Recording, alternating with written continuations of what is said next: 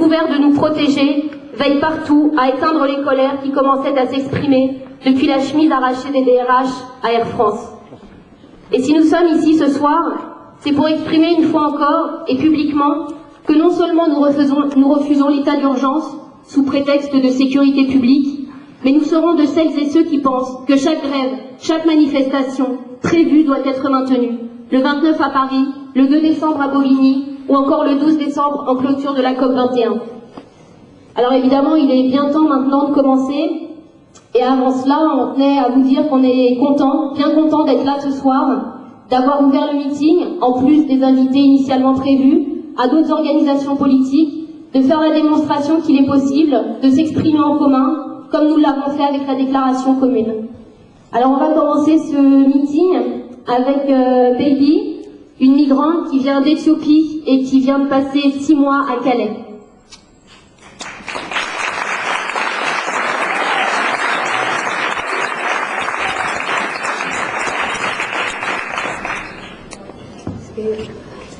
Hello.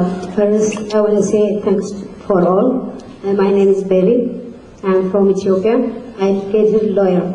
Bonjour et merci à tous. Et donc, je m'appelle Baby, je viens d'Éthiopie.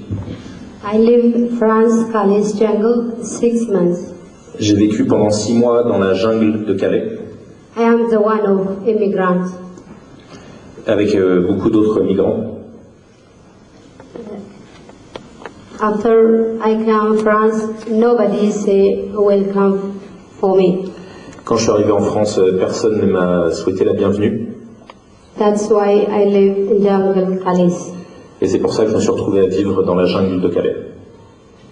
We live in the jungle in a bad situation. Dans cette jungle, on vit dans une mauvaise situation. Nobody care about us.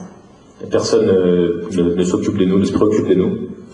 There is many nationality living in the jungle Calais. Il y a de très nombreuses nationalités différentes de gens qui vivent dans cette jungle. We are coming, all immigrants coming to save their life. Et donc tous on est venus pour sauver nos vies. If we live in our country, we die quickly. That's why we are coming here. Et en quittant nos pays, il y en a beaucoup qui sont morts rapidement. Donc c'est pour ça qu'on s'est retrouvés là-bas. On s'est retrouvés ici. But in France, we die slowly because nobody cares us. Et donc dans nos pays, on pouvait mourir rapidement. Ici en France, on meurt doucement parce que personne ne se préoccupe de nous. Why we die slowly? Because nobody cares us, nobody give us anything. Et pourquoi on meurt doucement? Parce que personne ne s'occupe de nous ou de notre survie, personne ne nous donne rien. There is a lot of associations to take care about us. Il y a des associations qui s'occupent de nous. It's not enough. Mais ça ne suffit pas. That's why we try to cross that bad and dangerous border. Donc c'est pour ça qu'on se retrouve à essayer de passer les frontières. We try to get asylum in France. Malgré le danger, on a essayé de nous amener nous-mêmes en France. Many immigrants, they get rejected. That's why we are afraid to live in France. Beaucoup de migrants se font rejeter, expulser de France. C'est pour ça qu'on a peur de venir en France. The situation in Calais, the treatment of police is so bad. Et aussi parce que dans un endroit comme la jungle de Calais, le traitement policier est juste horrible. They give us every day the gas. On se fait gazer tous les jours. If we try to cross the border, they give us a gas. That's why many people die in the border. À chaque fois qu'on essaie de passer la frontière, on se fait gazer. Et c'est pour ça aussi qu'il y a beaucoup de gens qui sont morts en essayant de passer la frontière. Visit in our towns. Also, they give us the gas. I don't know what they call it, the gas of the name, but that's so hot. Et ce gaz, je ne connais pas son nom précis, mais c'est quelque chose de très chaud et très, très désagréable. We don't have any right. We try to ask our right. We ask where are the human rights in France. On n'a aucun droit. On essaie de connaître nos droits, mais voilà, personne ne nous renseigne dessus. We make many demonstrations to ask about our rights, but the police stop us. On a organisé beaucoup de manifestations pour essayer d'affirmer nos droits, mais la police nous a stoppés à chaque fois. He say, I'm a lawyer. I see the woman's situation is bad. That's why I lost my country. I'm coming college. I see the same shit. Alors je suis avocate et je suis partie notamment parce que la situation des femmes est très mauvaise dans mon pays et je vois en arrivant à Calais que la situation des femmes est pas vraiment meilleure. We asked many times about the immigrant right, but nobody give us answer. On a beaucoup de fois soulevé la question des droits des migrants et personne n'est capable de nous répondre. Personne ne veut nous répondre. We ask, where is our home? Where is our educated? Where is our paper? Nobody cares. Quand on pose la question d'un logement, de l'éducation, des papiers, personne nous répond et personne s'en préoccupe. All immigrant question. After we arrive France, who say welcome for us? Nobody. Et donc ce qu'on se dit après un séjour ici, c'est qu'il faut compter sur nous-mêmes parce que personne nous aidera à avoir ce qu'on mérite.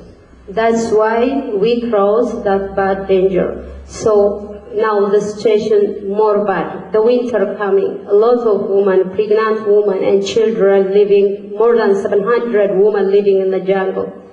Donc il y a une situation qui se dégrade encore à Calais avec l'arrivée du froid et de la période hivernale, avec beaucoup de femmes, y compris des femmes enceintes, des jeunes enfants, qui sont exposés de manière très dangereuse. Now the situation more bad after the attack because we didn't ask our rights. We didn't go anywhere. We didn't get the transportation. If we go the train station to move, nobody give us chance to move. I don't know why. Et la situation est encore pire après les attaques, puisque maintenant on peut même pas essayer de s'éloigner, de prendre le train, c'est de plus en plus compliqué. More people, they think wrong. We are immigrants, but they think we are a terrorist, but we are not. That's why we can't live in this place. Et beaucoup de gens pensent qu'on n'est pas simplement des migrants, mais qu'on est des terroristes, alors que c'est pour beaucoup justement pour fuir les terroristes qu'on est parti. We are immigrants. We ask the paper, we ask the home, and we ask everything. So we didn't get. That's why our life is danger in the jungle. On est des migrants qui se battons pour des papiers, pour une maison, pour des droits, et c'est dans le cadre de ce combat-là qu'on s'est retrouvé à vivre dans la jungle de Calais. Everybody, if you see the jungle, nobody can live there. Nobody, but we live because we are coming to save our life, and we ask, but nobody answer for us. Now we need support, we need help, because a lot of people they try to support us. Il suffit de voir la jungle de Calais pour voir que c'est un lieu invivable, et pourtant on vit là-bas, et parce qu'on n'a pas le choix, et donc on se bat pour des droits et on a besoin de soutien.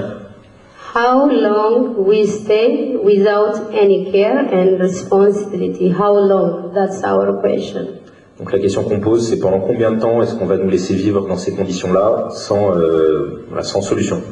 Maybe nobody know. I don't know. Maybe they didn't tell in the news. There is a lot of women and refugees die in the train station. We try to collect all the picture because we die in the train station because of the police gas. My friend, she died one night because of the police gas. So we are afraid really. Sometimes we think we are not in Europe. We are in Libya or we are here. Sometimes really that's our passion. That's my passion also. We are afraid to live in this place. Donc on a tellement peur de vivre dans cet endroit que parfois on a l'impression de ne pas être en France, mais d'être en Libye. En tout cas, c'est le type de question qui nous vient à l'esprit. Et parce moi j'ai vu une amie à moi qui est morte suite à un gazage policier. Il y a d'autres femmes qui ont vécu la même chose. Donc on se pose la question. I hope so. One day the situation will be changed. If the people help us, one day the situation will be changed because we are not coming to die. We are coming to save our life. Mais j'ai l'espoir que la situation change, parce qu'on n'est pas venu ici pour mourir, on est venu ici pour survivre, justement. We are human beings, but nobody treats us just like human beings. If we move, before 4 days ago, one Sudanese guy, and after there is a demonstration, they say Today, I forget the day. One Sunday, there's a demonstration. They say we hate immigrants. I was there. I asked them, why human being hate human being? I'm the one of the immigrants. What's our fault? Why you hate us? But they tried to kill us. One Eritrean guy also, they raped him. 5 white people, he said. We asked him who? 5 people, they tried to kill him. Thanks to God, he is alive. But we lose one, our brother. He's Sudanese. They tried to kill him by car. Why they didn't stop them? We don't know. Il y a même eu récemment une manifestation raciste à Calais contre les immigrants, et moi je suis allé discuter avec des manifestants comme d'autres pour leur demander qu'est-ce qu'ils avaient contre les migrants alors qu'on est d'autres êtres humains. Évidemment pas de réponse, et ça a même été une manifestation violente. On a perdu un de nos frères ce jour-là, et un autre qui a été violé par des manifestants, et on ne sait pas qui, et bon, c'était violent. Me, absolutely, I left the college because of I can't sleep because I'm afraid every night we get that gas, and 2 times there is a fire, and nobody is responsible about us. The men beat the woman. We go to ask the police, please. The woman, she started to die. Please help us. We don't care. That's not our business. So, who is responsible about us? The police don't care about us. Who he care about us? That's our question. Et donc la question qu'on pose, c'est qui se préoccupe de nous, puisque la police s'occupe pas de nous, et même hostile et dangereuse, et qu'on laisse faire une situation qui est dangereuse. Okay, thanks to all. But the last question. If you don't need us, please give us a freedom of movement, because we are human beings. We are not animals. Animals, they have rights. We are human beings. Where is our right? Where is human right in France? We need somebody responsible about us. Give us hope. Give us educated. Give us paper. Or not, if you hate us, please try to give us freedom of movement. That's all of immigrant question. Thank you for all. Alors, je veux remercier tout le monde, et pour finir, nous on se bat pour avoir des droits humains, du logement, de l'éducation, et donc soit ici on arrive à obtenir tous ces droits-là, soit si jamais vous voulez pas de nous et qu'on n'a pas notre place ici, au minimum laissez-nous la liberté de circulation pour qu'on puisse aller chercher ça ailleurs.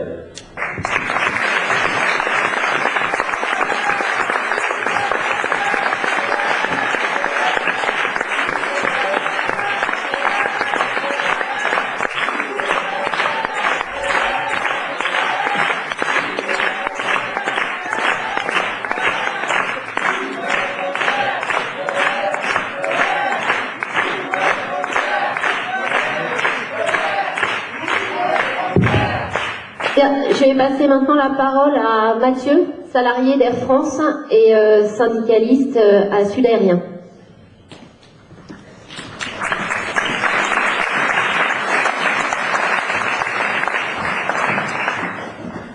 Bonjour à toutes et à tous. Il y a encore quelques jours, c'est Air France qui faisait la une de l'actualité. Le 5 octobre dernier, les salariés d'Air France se rassemblaient devant le CLCE et finissaient par l'investir. Une chemise arrachée plus tard, ça faisait la une de tous les journaux dans le monde entier. Alors pourquoi une chemise arrachée? Depuis 4 ans, pour les salariés d'Air France, ce qu'on appelle le dialogue social, c'est 5 plans de départ volontaires successifs, un par an, avec à la clé 8000 suppressions de postes. C'est 4 ans de gel de salaire, c'est en moyenne 15 jours de travail en plus par an pour chaque salarié. Mais après ces efforts arrachés au personnel, la direction a expliqué qu'il en fallait encore plus, toujours plus. C'est l'annonce des 2900 suppressions de postes supplémentaires. Et pourquoi? Parce que le taux de rentabilité financière n'est pas suffisant. Le résultat net de groupe Air France KLM cette année sera autour de 500 millions d'euros. C'est pas mal. Mais c'est pas suffisant. C'est pas suffisant quand le principal concurrent, Lufthansa, va annoncer 1 milliard. Parce que le vrai problème d'Air France, c'est celui-là.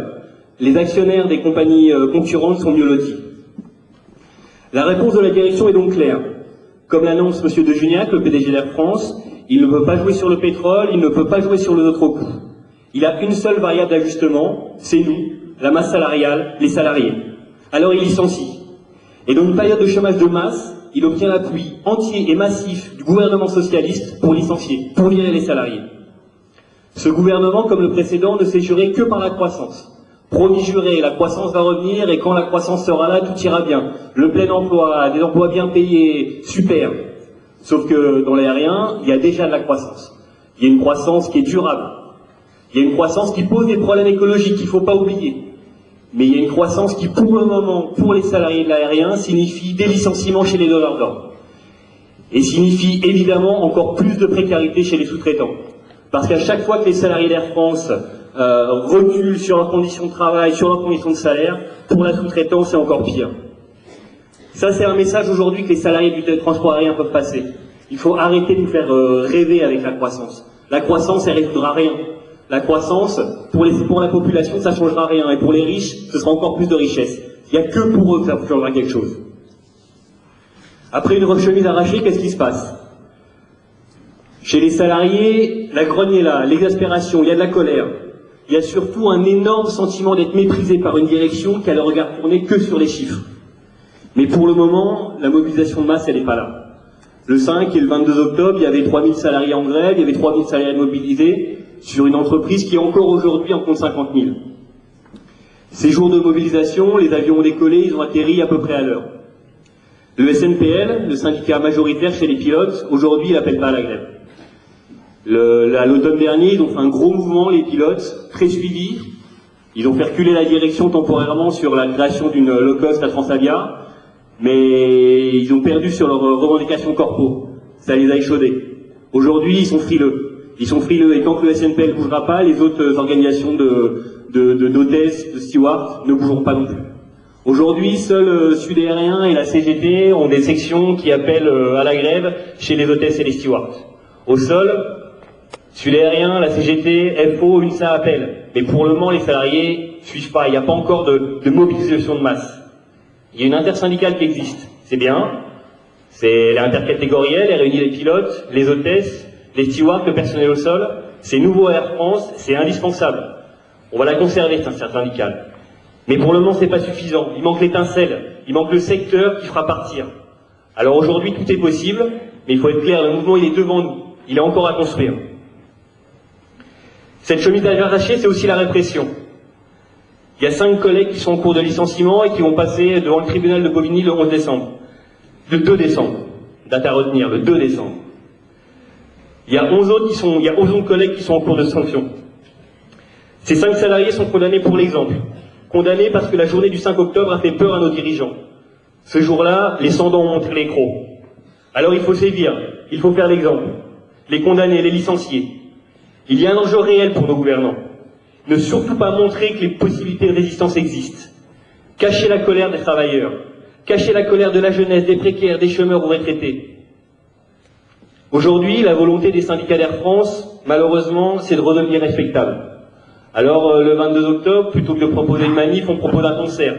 Pour le prochain CCE, plutôt que de proposer une mobilisation, de bouger les salariés, on propose un sitting. Mais une explosion, à Air France comme ailleurs, elle est toujours possible. Face à une direction méprisante, qui ne fait même pas semblant d'écouter, il faut savoir être entendu. Et la réalité est là. Sans une chemise arrachée, aujourd'hui dans les médias, on aurait les mêmes experts, même ceux qui se disent de gauche, qui expliqueraient qu'il faut restructurer l'organisation.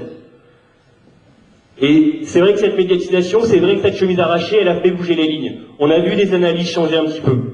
Alors il faut remercier les salariés qui ont bousculé un petit peu le DRH le 5 octobre.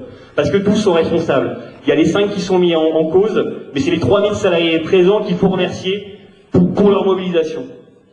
Nous resterons évidemment solidaires avec les 5 d'Air France, qui payent pour tous et toutes, et nous serons tous le 2 décembre devant le tribunal de Bobigny. Le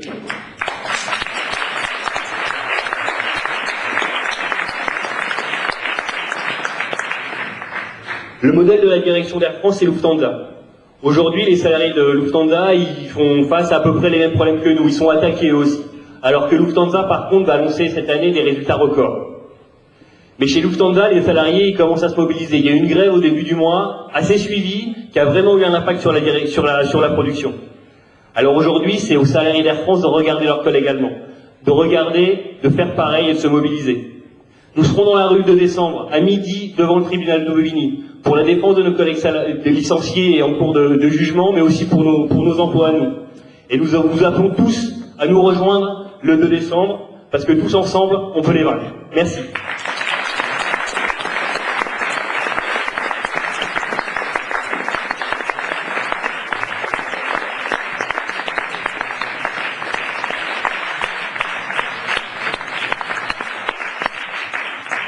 Je vais passer maintenant la parole à Yekboun, représentant du CDKF, Conseil démocratique des Kurdes en France.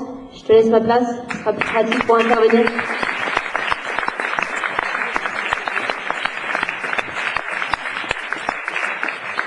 Déjà, je remercie tout le monde d'être présent aujourd'hui ce soir et je remercie le NPL de nous avoir invités, et nous, le Conseil démocratique kurde de France, à participer à ce meeting.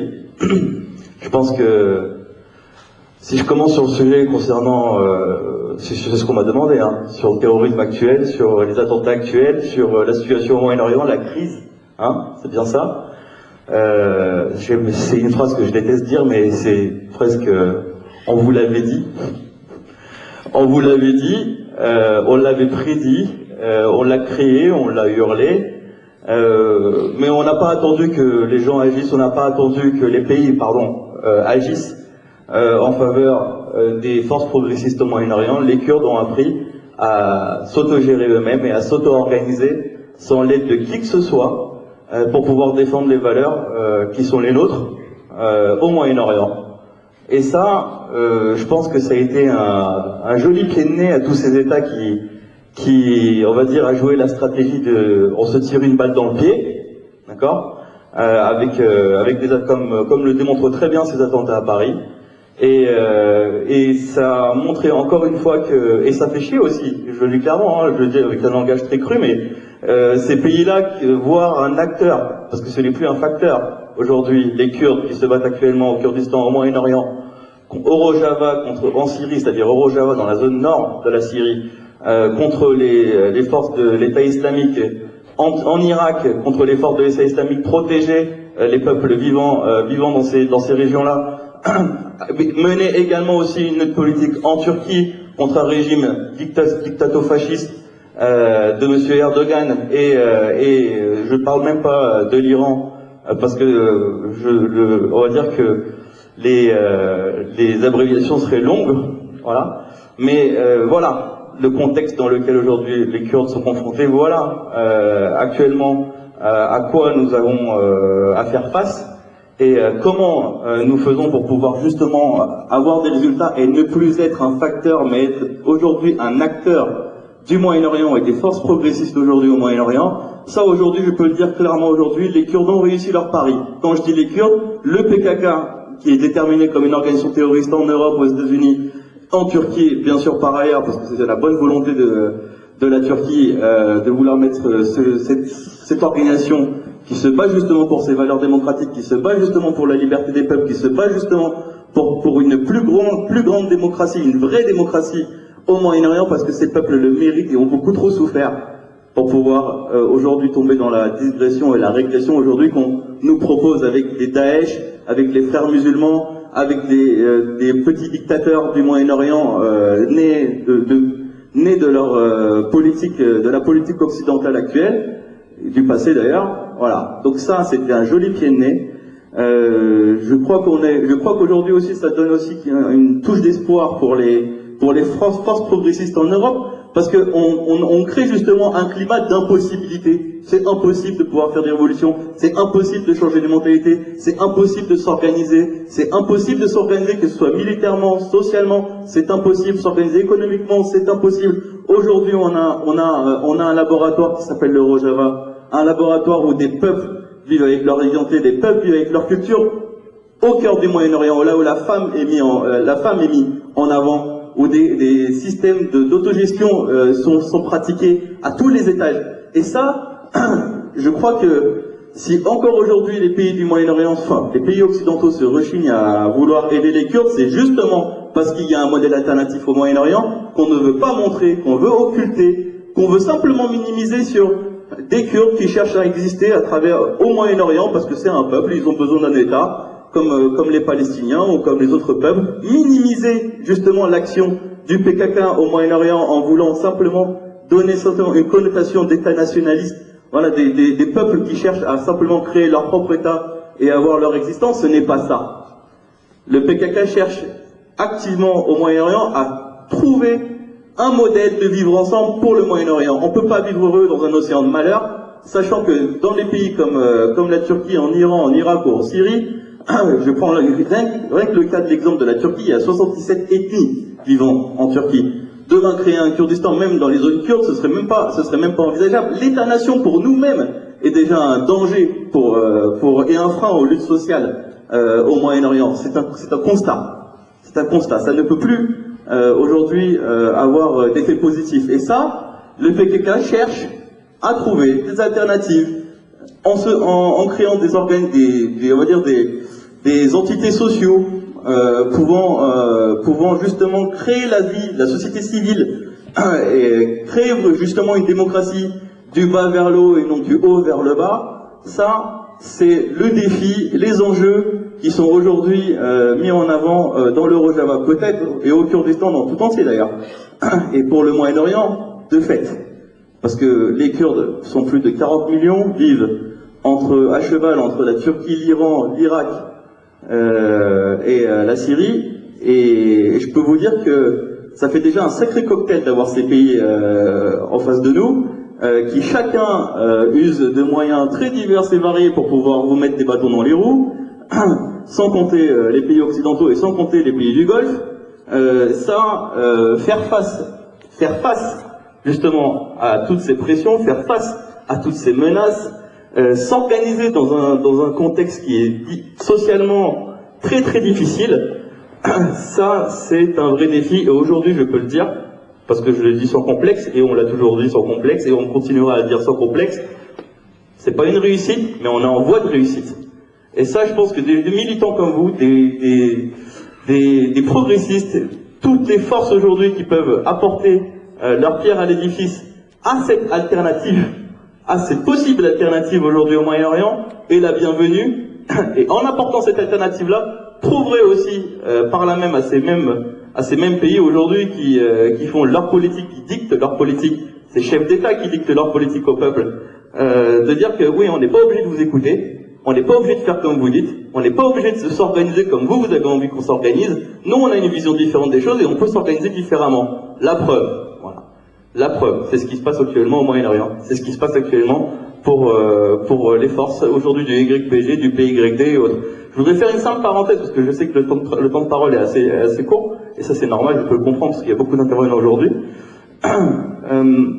Concernant la lutte contre l'État islamique, bon, je ne vais pas rentrer dans les polémiques de comment a été créé l'État islamique. L'État islamique, on a bien vu, chacun a mis son grain de sel dans ce mécanisme pour des raisons bien précises. Moi, je presque analysais ça comme un nouveau 11 septembre. C'est une façon, encore une fois, de pouvoir légitimiser une action au Moyen-Orient d'une façon d'une forme très, on va dire, très insidieuse, de pouvoir vraiment commencer à faire de l'ingérence de manière plus progressive, plus prononcée au Moyen-Orient. Et ça, les attentats de Paris, comme les autres attentats qu'on a pu voir ces 2 dernières années en Europe ou au Maghreb ou au Mali, voilà, ne sont que les prémices de tout ça.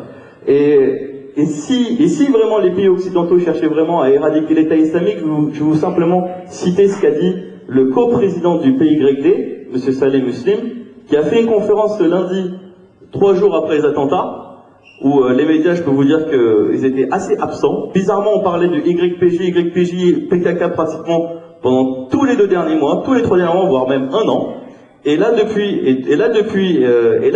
ces attentats, quand on parle de forces alternatives kurdes au Moyen-Orient, on parle d'une seule chose, les Peshmerga, M. Barzani, qui est utilisé comme un pion par les Américains, par les Français, pour pouvoir faire simplement leur sale politique au niveau local, et non les forces alternatives citées en Syrie. Et ça, Saleh Muslim l'a dénoncé, et a donné un message fort à la France et aux pays occidentaux en disant, et je vais terminer par ça, en disant si vraiment les États-Unis, ou comme la France, en envoyant son Charles de Gaulle pour dépenser 300 000 dollars, larguer des bombes sur et je vous dis, j'étais au front, je l'ai vu moi-même, des bombes qui n'atteignent rien du tout, qui ne touchent personne, pour juste simplement faire du dégât et dire qu'on envoie des bombes, ça, c'est du vécu. 300 000 dollars, chaque bombe, 300 000 dollars environ, 300 000 euros environ, Je peux vous dire, si Salim Moussa dit, si nous ont donné ces moyens, si on nous a donné ces 300 000 $, le nombre d'avions qui ont été envoyés, les coûts que ça aurait dépensé, les coûts qui ont suscité pour pouvoir faire cette guerre, s'ils avaient été donnés au YPG ou au YPG, je peux vous dire tout de suite, on aurait terminé l'État islamique en 1 semaine. En 1 semaine. Monsieur Salim Muslim a annoncé qu'il pouvait exterminer, éradiquer l'État islamique en 1 semaine. Et qu'est-ce que nous propose le Pentagone et les États-Unis ou la France ou autre? Ça va durer encore 5-10 ans. Maintenant, c'est leur façon de voir les choses, c'est la façon dont ils veulent régler leur conflit. Par contre, nous sommes toujours là pour pouvoir défendre les forces progressistes au Moyen-Orient, les forces progressistes en Europe ou ailleurs, qui cherchent à démontrer justement cette politique que nous soumet justement ces États-là, dénoncer cela et même, voire même, créer des alternatives à cela. Voilà. Merci beaucoup.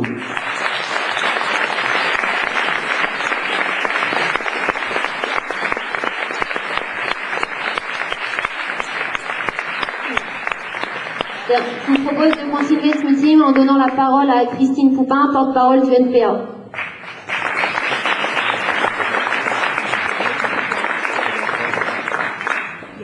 Bien, bonsoir à toutes et tous.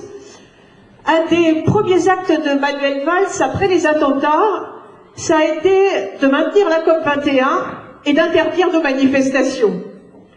Et il a déclaré, bien sûr, toute une série de manifestations qui étaient prévues n'auront pas lieu. Tout ce qui était extérieur à la COP, toute une série de concerts, de manifestations plutôt festives, seront sans aucun doute annulées. Eh bien, Valls se trompe. C'est pas la première fois, mais Valls se trompe. Nos manifestations, elles sont pas annulées.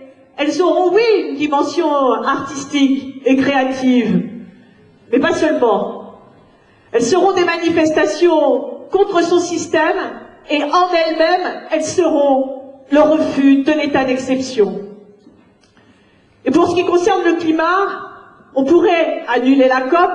Le climat s'en porterait pas plus mal et l'humanité non plus. En revanche, notre mobilisation, elle est absolument indispensable. Alors oui, nous manifesterons les 28 et 29 dans les villes du monde et de France et à Paris. Nous manifesterons le 12 décembre à Paris. Dans le sommet citoyen à Montreuil, les 5 et 6, et dans la ZAC, la zone d'action climat, du 7 au 11 décembre, oui, nous commencerons à construire ensemble un mouvement durable pour la justice climatique. Oui, nous manifesterons, pas par indifférence, pas parce que nous oublions les attentats, les 130 morts, les 350 blessés, mais précisément parce que nous pensons à eux. Précisément parce que nous pensons qu'ils et elles sont morts et blessés sous les balles des assassins de Daesh, mais aussi de la violence extrême de ce monde. Parce que nous sommes de toutes celles et de tous ceux qui sont tristes, qui sont choqués, qui sont bouleversés. Parce que nous voulons en finir avec le terrorisme de Daesh, mais aussi avec un monde qui produit Daesh. Nous manifesterons parce que les tenants d'un système qui tue, qui pollue, qui abîme, qui détruit et qui en fin de compte fait la guerre à tout ce qu'il y a de vivant, ceux-là même n'ont ni crédibilité, ni légitimité pour combattre ce terrorisme. Oui, nous nous manifesterons parce que nous avons le souci de l'humanité entière. Alors que les guerres, les privations d'eau potable, la disparition des terres cultivables ou des ressources de pêche, la pollution des sols, de l'air, de l'eau, mettent en danger la vie de millions d'êtres humains, de millions d'hommes, de femmes et d'enfants. Oui, nous avons le souci de l'humanité entière et pas seulement de l'humanité, alors qu'une 6e extinction massive des espèces est en train de se produire. Nous avons le souci de l'humanité entière, présente et à venir, et c'est pour ça que nous manifesterons pour changer le système et pas changer le climat.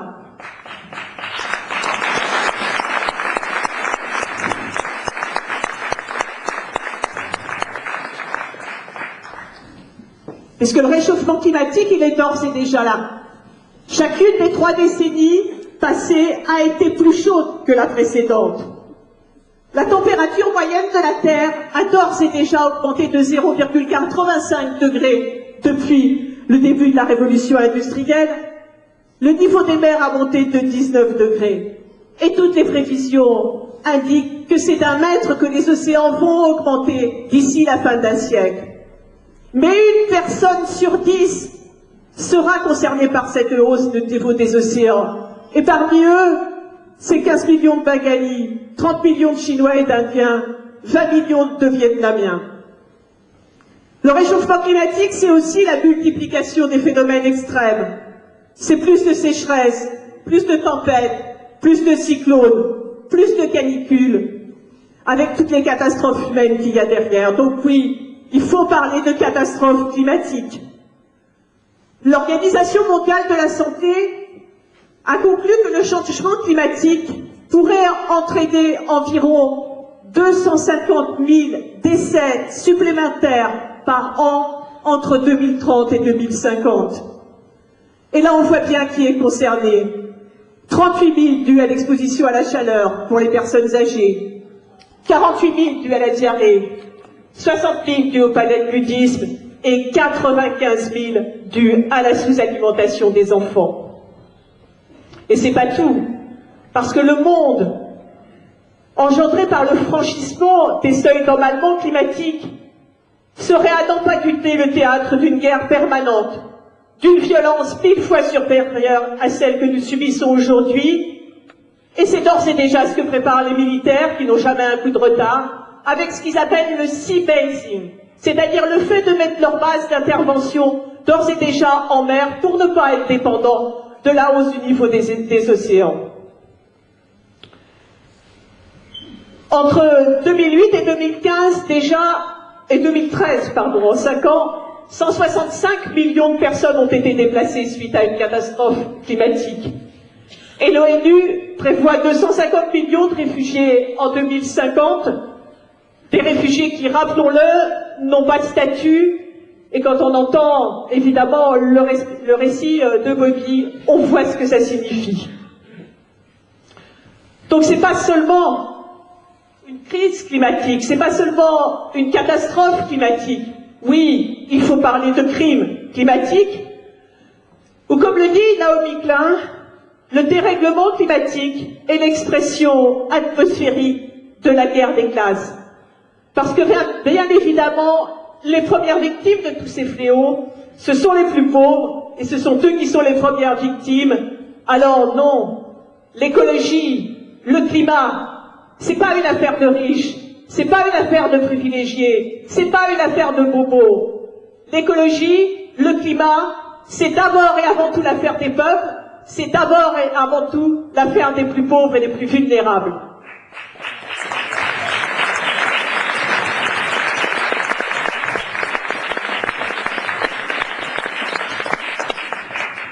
Tout le monde le sait, au-delà de 1,5 degré, 2 degrés, de hausse de la température moyenne de la Terre par rapport à l'ère pré-industrielle, ce réchauffement entraînera des catastrophes écologiques, des catastrophes sociales irréversibles. Il faut impérativement rester en dessous de ces 2 degrés, et pour rester en dessous de ces 2 degrés, il faut réduire tout de suite les émissions de gaz à effet de serre, pour les avoir diminuées de 60 à 85% en 2050. Mais évidemment, tous les pays n'ont pas la même responsabilité du point de vue des émissions de gaz à effet de serre, et pour les pays comme les nôtres, les pays développés, cette réduction, elle devrait être de 95% en 2050. On peut dire les choses autrement. Les pays développés devraient se passer quasiment totalement des énergies fossiles d'ici 2050. Alors ça paraît énorme, mais l'obstacle n'est pas technique. L'obstacle n'est pas technique parce que le potentiel des renouvelables pourrait y pourvoir largement.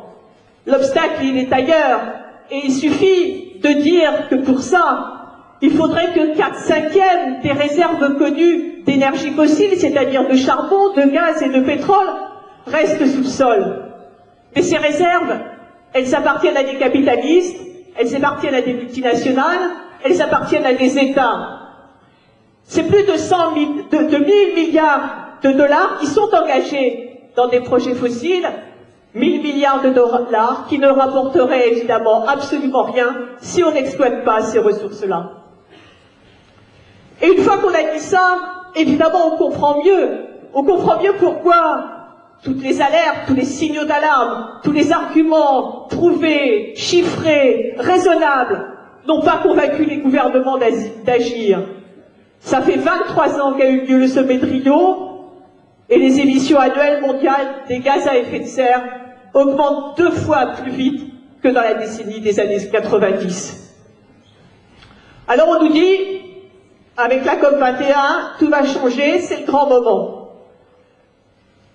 Le gouvernement promet un accord ambitieux et contraignant. On a même vu Hollande se chamailler avec John Kerry sur le fait de savoir si c'était contraignant. Je suis désolée, mais c'est John Kerry qui a raison.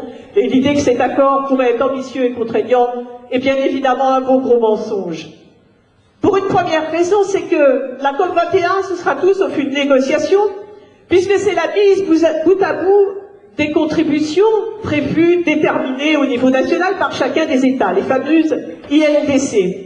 Et ces objectifs qui ne sont ni contraignants, ni obligatoires, ils ne seront pas discutés au moment de la COP21. Ils ne seront pas augmentés. Et pourtant, ils représentent moins de la moitié des réductions d'émissions qu'il faudrait faire d'ici 2030. Et si on les additionne, eh bien, on arrive à une augmentation moyenne de la température entre 3 degrés et 3 degrés et demi. Alors la COP, elle n'arrivera pas à limiter le réchauffement parce qu'elle n'essaiera pas de limiter le réchauffement. Mais elle prendra même pas la peine de limiter un tant soit peu les conséquences pour les pays et les populations les plus démunis et les plus touchés. Puisque le fameux fonds vert dont on nous parle, vous savez, les fameux 100 milliards de dollars promis depuis Copenhague, eh bien, quand on fait le bilan, on est loin du compte, même quand ils n'arrêtent pas de tripatouiller, de mélanger des annonces, des prêts, de l'argent privé, etc., etc. Alors, évidemment, nous, quand on dit 100 milliards, ça paraît énorme, mais il suffit juste de comparer ces 100 milliards-là avec les 480 milliards de subventions publiques qui sont versées chaque année pour les énergies fossiles. Et là, on voit que les moyens, ils existent, mais que la volonté politique, elle est totalement contraire à ce qu'il faudrait faire. Alors, on pourrait en dire encore très long sur ce fameux soi-disant accord. On pourrait dire qu'il ne parle pas du nucléaire, on pourrait dire qu'il ne dit rien de l'aviation. J'en suis désolée, Mathieu, qui ne parle pas non plus du transport maritime. Pourtant, l'aviation et le transport maritime, respectivement, c'est 5% et 3% des émissions de gaz à effet de serre. Et puis, on pourrait parler de la façon de compter les choses, puisque le compte des émissions, en fait, c'est compter les émissions de gaz à effet de serre sur les lieux de production et pas sur les lieux de consommation. Alors, évidemment, la Chine produit énormément de gaz à effet de serre. Ceci dit, en passant, c'est d'abord les populations chinoises qui sont victimes d'une pollution absolument épouvantable. Mais en tout cas, la Chine, oui, émet énormément de gaz à effet de serre. Mais 30% de ces émissions correspondent à des choses qui ne sont pas consommées en Chine. Et si on prend la France, qui comme d'habitude joue les bons élèves, la France affiche 7% de diminution de ses émissions de gaz à effet de serre entre 2000 et 2010. Mais si on compte ce qui est consommé en France et qui est produit en émettant des gaz à effet de serre ailleurs, on n'a pas baissé de 7%, on a augmenté de 15%. Donc, bon, je sens que vous êtes fatigués des chiffres, donc on va passer aux acteurs, on va passer aux sponsors et autres bienfaiteurs de la COP. Alors la COP, elle a été précédée par un truc qui s'est appelé le sommet des entreprises pour le climat, soutenu par un certain nombre de lobbies, voilà, dont un truc qui s'appelle le Conseil mondial des entreprises pour le développement durable. Donc il y a 200 membres, et parmi eux, à peu près, c'est le florilège des grands pollueurs de la planète, puisqu'il y a Shell, BP, Dow Chemical, Petrobras, Chevron. Ça, c'est pas tout. C'est présidé par le patron d'Unilever. Unilever, c'est le champion de toute catégorie de la déforestation qui est, avec les émissions de gaz à effet de serre, une des principales causes du réchauffement climatique. Et j'ai gardé le meilleur par la fin, puisque le fondateur de cette noble assemblée n'est autre que le PDG d'Eternit. Eternit, c'est l'amiante. Tout est dit, je pense. Et c'est devant ces gens-là que Hollande a déclaré « Les entreprises sont essentielles parce que ce sont elles qui vont traduire, à travers les engagements qui seront pris, les mutations qui seront nécessaires. » Donc vous voyez, c'est pas mieux quand on regarde les acteurs que quand on regarde les chiffres. Et là, on le voit, la COP, elle est inutile pour le climat, mais on voit qu'elle n'est pas inutile pour tout le monde, et il faudrait regarder du côté de toute une série de fausses solutions qui sont en fait pires que le mal et qui ont été directement négociées avec les lobbies industriels et financiers qui sont taillés sur mesure pour leurs intérêts. Il faudrait citer les agrocarburants, il faudrait citer un truc que j'aime bien, ça s'appelle la capture-séquestration du carbone. Ça s'appelle aussi le charbon propre. Vous voyez, le charbon propre, c'est à peu près aussi crédible que le Volkswagen propre. Bon, c'est un peu du même genre, mais ils ont peur de rien. Et évidemment, le nucléaire, qui, là encore, pour la France, est la solution à tous les maux. Donc voilà, c'est ça, la COP. C'est pendant qu'il va se dérouler ça, que le gouvernement voudrait nous imposer une trêve de la contestation. Ben, nous, ce qu'on propose, c'est qu'il commence par faire une trêve des agressions contre le climat, en suspendant tous les grands projets inutiles imposés, tous les grands projets destructeurs, à commencer par Notre-Dame-des-Landes.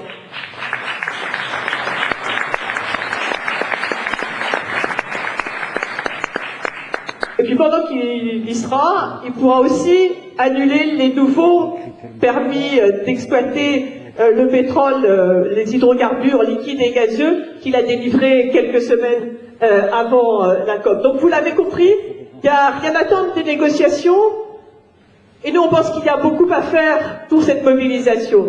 Une mobilisation dans laquelle se sont déjà engagés beaucoup de jeunes. Une mobilisation qui s'appuie sur deux piliers. D'un côté, les résistances, cette fameuse résistance aux grands projets inutiles et destructeurs, les ZAD, avec cette capacité de s'affronter au gouvernement, de s'affronter à cette politique et de dire non et de résister jusqu'au bout. Et puis l'autre pied, ce sont les alternatives, et c'est évidemment quelque chose d'extrêmement précieux dans une situation, comme l'a dit le camarade, on n'arrête pas de nous dire qu'il n'y a pas d'alternative, qu'on ne peut pas faire autrement, que le capitalisme et que le productivisme sont des horizons indépassables. Donc à partir de ça, des résistances, des alternatives, oui, on peut produire de la politique, on peut reconstruire une perspective émancipatrice qui donne envie de se mobiliser. Alors dans cette mobilisation, évidemment, il faut faire des propositions qui répondent en même temps à la crise sociale et à la crise climatique. Des propositions radicales, parce qu'évidemment, vous l'avez compris, ce sont les seules qui sont à la hauteur des enjeux. Alors il y a une première évidence, c'est qu'il faut empêcher de nuire les principaux responsables, et pour arriver à reprendre la main, pour arriver à planifier, à décider, à contrôler démocratiquement, il faut commencer par exproprier les pollueurs, par exproprier les grands groupes, et à commencer par les grands groupes de l'énergie et par le système bancaire et financier. Et puis aussi, il faut rompre avec les traités et accords commerciaux d'investissement, comme le TAFTA, mais aussi avec les traités européens. Et pour faire totalement l'aménagement du territoire qui est aujourd'hui totalement voué à la voiture individuelle. Et concernant les transports de marchandises, évidemment, il faut substituer le rail ou le fluvial à la route et au tout camion, mais il faut aussi arrêter de transporter tout et n'importe quoi juste pour mettre en concurrence les salariés entre eux, juste pour mettre en concurrence les systèmes sociaux entre eux. Il faut rapprocher les lieux de production et de consommation, il faut développer les circuits courts. Et puis concernant l'agriculture, qui est aussi le troisième grand secteur émetteur de gaz à effet de serre, il faut en finir avec l'agriculture industrielle, il faut développer une agriculture écologique, une agriculture paysanne, qui lutte contre le réchauffement climatique, qui permette à des paysans plus nombreux de vivre de leur travail et qui fournissent une alimentation saine à toutes et tous. Il faut répondre en même temps, évidemment, au chômage. Et pour ça, il n'y a pas d'autre issue. C'est pas en courant après la croissance. Il faut réduire radicalement le temps de travail.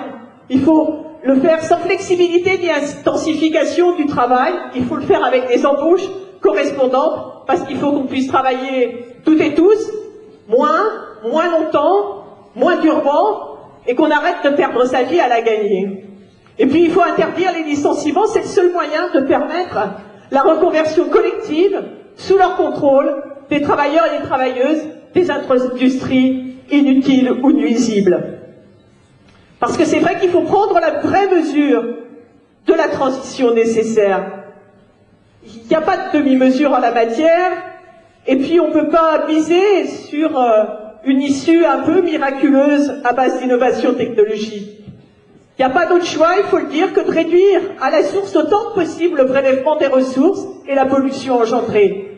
Et pour ça, oui, il faut faire décroître en valeur absolue la production et la consommation d'énergie et de matière.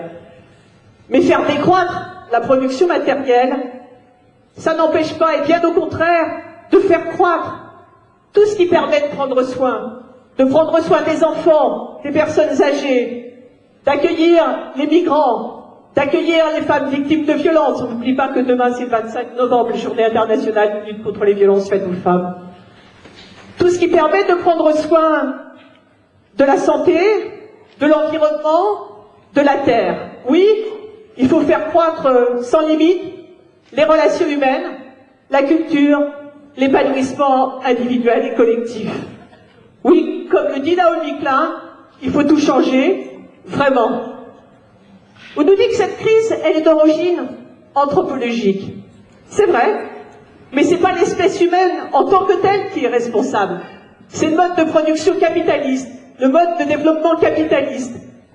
90 entreprises sont responsables de plus de 63% des émissions de gaz à effet de serre depuis 1850. Ça donne une petite idée.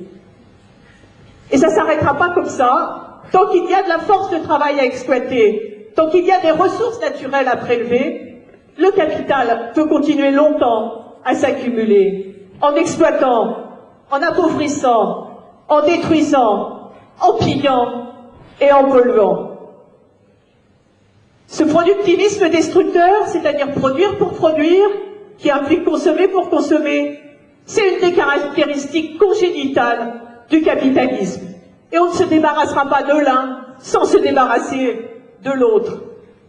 Et pour finir, je voudrais citer Walter Benjamin, qui s'y connaît en temps difficile et en temps noir, puisque ce révolutionnaire juif a fui le nazisme de l'Allemagne. Il a été interné en France et puis il s'est suicidé le 26 septembre 1940, alors que l'État espagnol lui refusait l'asile. Et il disait, l'expérience de notre génération, le capitalisme ne mourra pas de mort naturelle, et il en tirait la seule conclusion, il doit être mis à mort par l'action des révolutionnaires. Et c'est bien...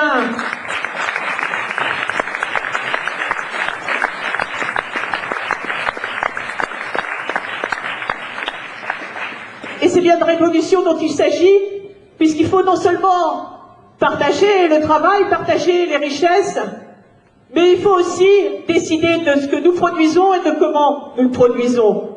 Oui, c'est une véritable révolution, un changement de civilisation.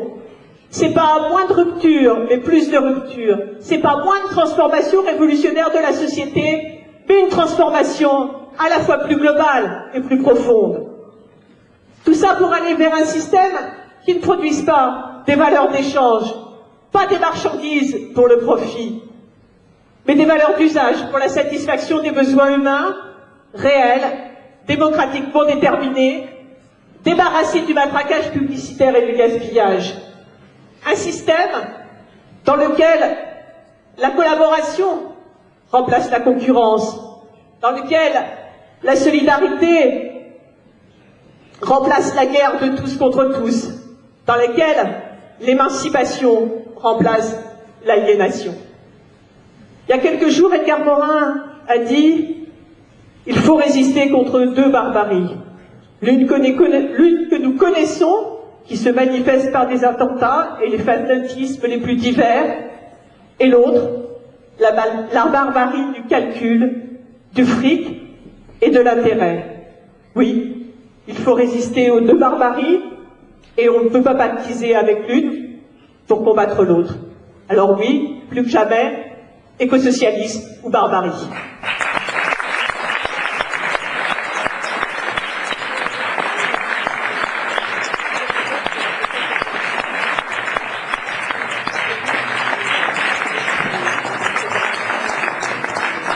Bien, alors petite distribution d'eau. On va laisser maintenant la parole aux différentes organisations politiques qui sont venues ce soir à notre meeting. Et donc, pour commencer, ce sera Geneviève pour Lutte ouvrière. Lutte ouvrière, par ailleurs, pour qui nous appelons à voter au premier tour des régionales, parce qu'elle nous semble être les listes qui se placent clairement dans le camp du monde du travail, en toute indépendance des partis traditionnels, nationalement et localement. Donc, je laisse la parole à Geneviève.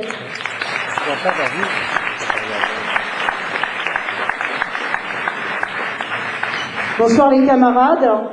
D'abord, donc avant d'intervenir au nom de Lutte ouvrière, je voudrais remercier le NPA de cette invitation à parler à son meeting. Je ne vais pas vous parler du climat, moi. Ce que je voulais vous dire, c'est que, évidemment, ce qui nous réunit ce soir, c'est déjà d'avoir tous été horrifiés par les attentats du 13 novembre et de vouloir dénoncer sans ambiguïté les barbares qui ont assassiné aveuglément pour semer la terreur, montrant par là même à quel point ils sont les ennemis de tous les opprimés du monde. De dénoncer aussi les États et les courants ultra-réactionnaires qui sont derrière eux.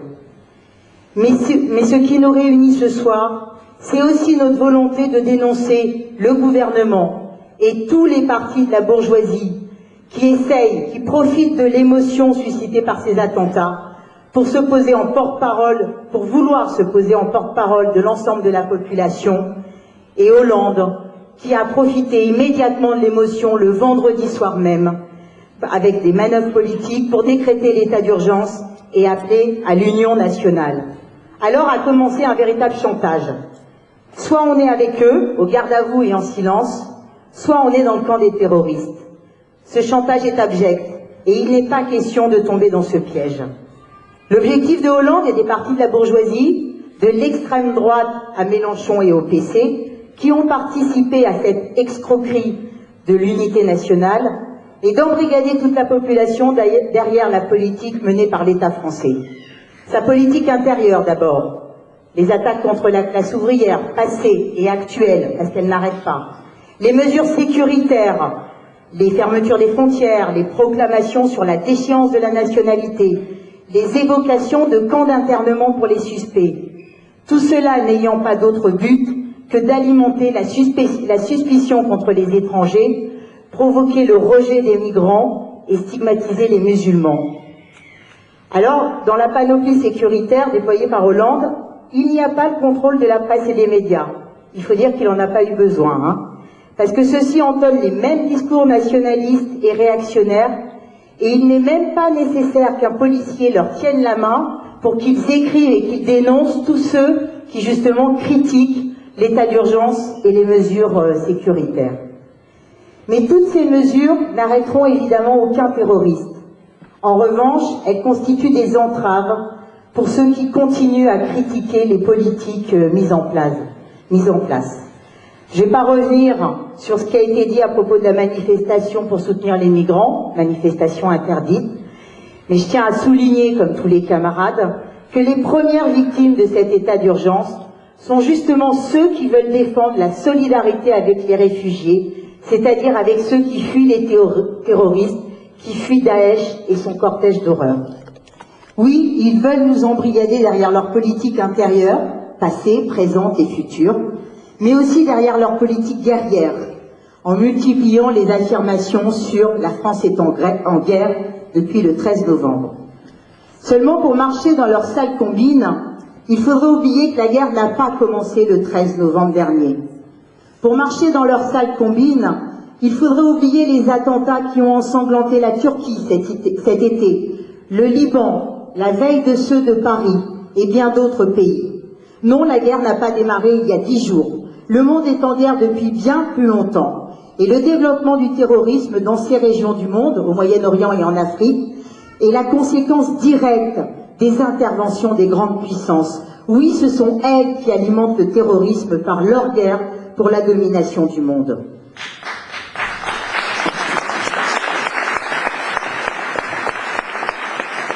Alors aujourd'hui, nos gouvernants n'en sont pas encore à mobiliser toute la population dans une guerre au sol. Mais ils veulent rendre la population complice de leurs bombardements. Et ils osent les présenter, ces bombardements, comme des nécessités de la guerre contre le terrorisme. Évidemment, cet argument est immonde. Les bombes qu'ils envoient ne tombent pas que sur les crapules de Daesh.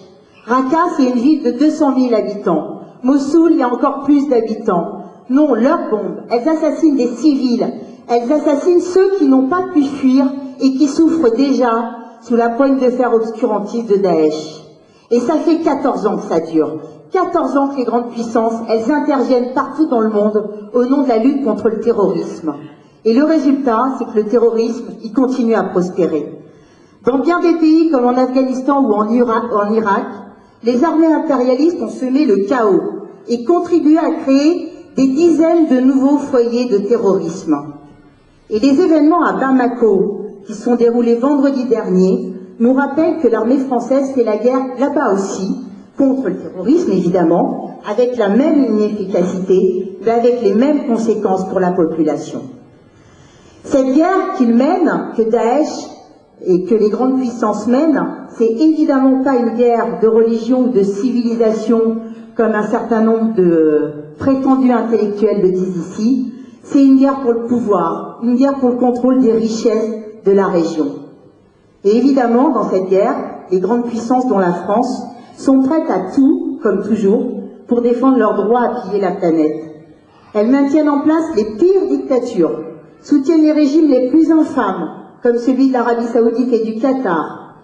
Ce sont les grandes puissances elles-mêmes qui ont armé, qui continuent à armer des milices islamistes, au minimum par l'intermédiaire de leurs fameux alliés, des groupes qui seront les terroristes de demain.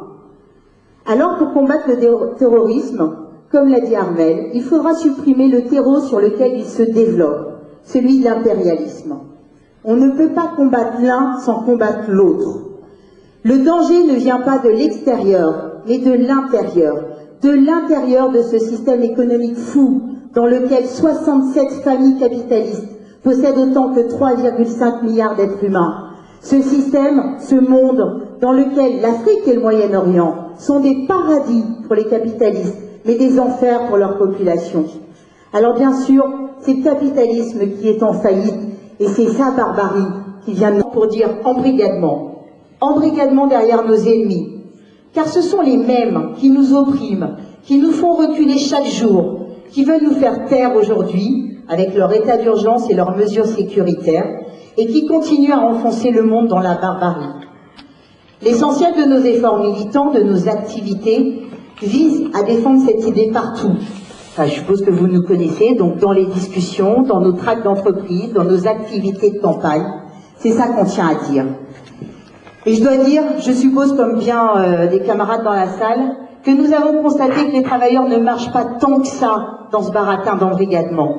Certes, ils ne se sentent pas la force de réagir, mais en même temps ils ne sont pas aveugles et constatent l'instrumentalisation voulue par les partis politiques. Au fond d'eux-mêmes, ils se rendent bien compte que pendant que le gouvernement discourt sur la guerre contre le terrorisme, la guerre de classe, elle continue. Parce que les patrons, ils perdent pas le nord. Les poursuites contre les salariés d'Air France n'ont pas cessé, Mathieu en a parlé. Il y en a d'autres. La Cervère, qui est une entreprise liée à l'aviation, vient de faire réquisitionner 2000 casiers de ses salariés. Bien entendu, dans ces réquisitions, ils n'ont trouvé aucune bombe et aucune Kalachnikov. Mais ils en profiteront quand même pour licencier un certain nombre de salariés de la Cervère. Voilà à quoi ça peut servir leur état d'urgence. L'émotion populaire n'a pas empêché non plus les sénateurs de voter le week-end dernier, enfin celui d'avant, le recul de l'âge de départ pour les retraites complémentaires. Et toutes les attaques contre le Code du travail n'ont pas baissé d'intensité au nom de l'unité nationale, évidemment, comme le chômage, comme les menaces de licenciement, qui ne s'arrêtent pas non plus. Parce que bien sûr, ce sont les opprimés, les travailleurs, que tous ces politiciens veulent faire taire et aligner derrière leur politique. Ils veulent le faire à coup de loi, à coup de pression, finalement comme les terroristes veulent le faire à coup de Kalachnikov. Face à cela, et pour échapper à ce piège, Il est vital qu'existe un courant au sein de la classe ouvrière qui représente le plus clairement possible le camp des travailleurs, politiquement. Parce que la seule perspective réelle est que la classe ouvrière retrouve sa conscience et sa combativité, qu'elle retrouve le chemin des luttes. Ce sera le seul moyen de combattre nos exploiteurs, c'est-à-dire ceux qui dominent le monde et le transforment en un enfer pour 7 milliards d'êtres humains. Ce sera le seul moyen d'offrir une alternative à l'effondrement de la société capitaliste. Alors ce travail de propagande, dans les usines, dans les ateliers, dans les bureaux, partout où il y a des travailleurs à qui l'on peut s'adresser pour les convaincre de défendre leurs propres intérêts, peut paraître dérisoire à certains, à tort, car l'avenir réside profondément dans les possibilités de renouveau de la combativité ouvrière. Dans le passé, le mouvement ouvrier a su défendre une perspective révolutionnaire face à la barbarie de la bourgeoisie. Il a opposé l'internationalisme prolétarien au nationalisme guerrier. Parce qu'il y avait des militants ouvriers, révolutionnaires, communistes, qui faisaient vivre ces idées-là en son sein. Le monde a changé depuis? Oui, il a reculé, c'est surtout ça. Mais la classe ouvrière représente toujours la seule perspective de renverser le capitalisme et de le remplacer par un système débarrassé de la misère et de l'exploitation, par un monde sans frontières et sans guerre. Alors face à la barbarie du monde, plus que jamais, nous affirmons « Vive la classe ouvrière et vive le communisme !»